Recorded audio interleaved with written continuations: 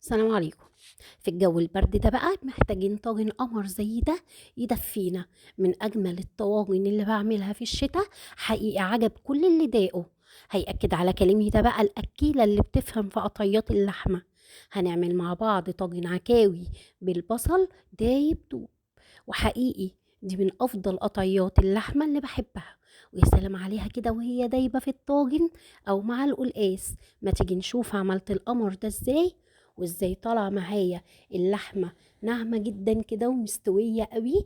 طعمها حلو قوي، هيعجبك. يلا نسمي بالله ونشوف الطريقة. معايا هنا حلة على النار، حطيت فيها معلقة من السمنة البلدي، ونزلت بقى بالعكاوي بتاعتي. نزلت بالقطع كلها، حطيت عليها رشة كده من الفلفل الأسود، وهشوحها كويس جدا. هبتدي أشوحها وأديها حقها في التشويح لحد ما تاخد معايا لون حلو كده كأنك بتحمريها بالظبط. النار طبعا عالية عشان تتصدم وتاخد صدمة اللحمة وما تنزلش منك مية. معايا بقى البوكي جارني بتاعي، معايا بصلاية كبيرة مقطعاها، معايا فص توم واحد، ورق لوري وحبهان. وافتحي فصوص الحبهان كده، 5 فصوص كده ولا حاجة. افتحيه عشان احنا عايزين الحبوب السودة دي اللي بتبقى جواها هي اللي بتدي النكهة. على فكرة الطريقة دي مش بس للعكاوي، دي تنفع مع أي قطعية لحمة اعمليها بنفس الطريقة. بتبقى حلوة جدا. كان عندي حتتين لحمة كده حطيتها معاهم وطلعت طعمها تحفة، أخدة نفس الطعم. يعني اعمليها بأي قطعية لحمة عندك هتبقى حلوة. هنا كمان نزلت بقى بالجزر. باقي البوكيه جورني بتاعي الجزر والكرفس. يعني حطيت بصل وجزر وكرفس وورق لوري وحبهان والطماطم. قلبت كله كويس كده دقيقة ولا حاجة، وبعد كده نزلت بمية مغلية.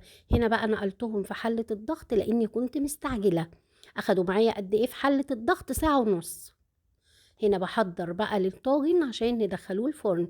ووقت ما تبتدي في الصلصة دي تكوني فاتحة الفرن وحاطة الطاجن الفخار بتاعك. عودي نفسك، أي طاجن بنعملوه لازم نحطه فيه الحاجة سخنة.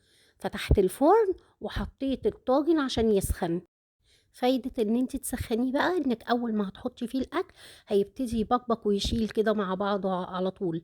دلوقتي بقى بحضر للصلصة. معايا معلقة كبيرة من السمنة البلدي، حطيت عليها معلقة كبيرة محترمة كده من الثوم، عليها قرن فلفل سبايسي بقى براحتك. الطاجن ده لو حامي طبعا يبقى احلى كتير. انا حطيت نص ونص. عليهم عصير 4 طماطمات. البهارات بقى انا حبيت ان انا استطعم كده بطعم اللحمة. حطيت بهارات بسيطة قوي، معلقة صغيرة من الملح والفلفل الأسود وال7 بهارات أو بهارات اللحمة.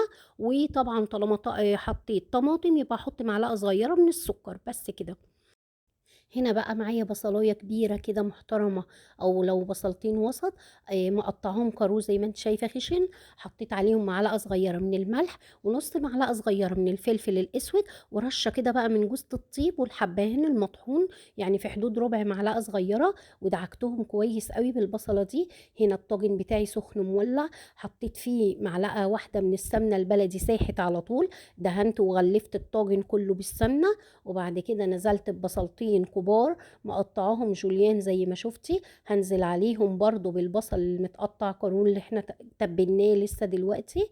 هنزل عليهم كمان باتنين كده ولا 3 من الفلفل الكوبي. انت بقى براحتك، عايزاها حامي عايزة تحطي برضو فلفل حامي حطي، دي حاجة ترجعلك. جبت كمان الجزر اللي كان مسلوق مع اللحمة حطيته. ونزلت بقى باللحمة، راح ارصها فوق البصل كده زي ما انت شايفة. اللحمة قعدت معايا ساعة ونص في حلة الضغط. وهكملها كمان في الفرن. نزلت عليها بكبشتين 3 كده. وانصحك زودي بقى من الشوربة فيها لان بيطلع في الاخر صوص خطير كده. هتاكليه مع الرز او الرز بالشعرية بيبقى طعمه تحفة. حطيت بقى عليه الصلصة اللي عملناها مع بعض. ما سبتهاش اتسبكت قوي، يعني ما نشفتش. انا حطاها زي ما انت شايفه كده فيها صوص. وهبتدي ادخل بقى الطاجن بتاعي الفرن. حطيته على الصاجه نفسها بتاعه الفرن. قعد معايا قد ايه؟ قعدته تقريبا 40 دقيقه في الفرن. لان اللحمه اصلا بتاعتي كانت مستويه، يعني انا مسويه اللحمه سوا كامل في حله الضغط، وكمان زيت سواها في الفرن مع البصل. قدمتها بقى مع حبة رز بشعرية كده كنت عاملاهم بالسمنة البلدي، وسقيتهم بشوربة من الشوربة بتاعة العكاوي. كان طعمها حلو قوي. جربيه، وزي ما قلتلك ينفع مع أي قطعية لحمة عندك، بس هو مميز جدا مع العكاوي. بس لو ما فيش خلاص مش مشكلة، ما تقفيش، اعمليه بأي قطعية لحمة عندك بأي كمية، امشي على نفس الطريقة كده والخطوات، هيطلع معاكي طاجن تحفة، هيعجبك ويعجب كل اللي يدوقه. وهنا بقى اللحمة كانت دايبة، والله مش مستحملة حتى امسكها، والعظمة بتطلع منها زي ما انت شايفة. كان طعمه حلو جدا.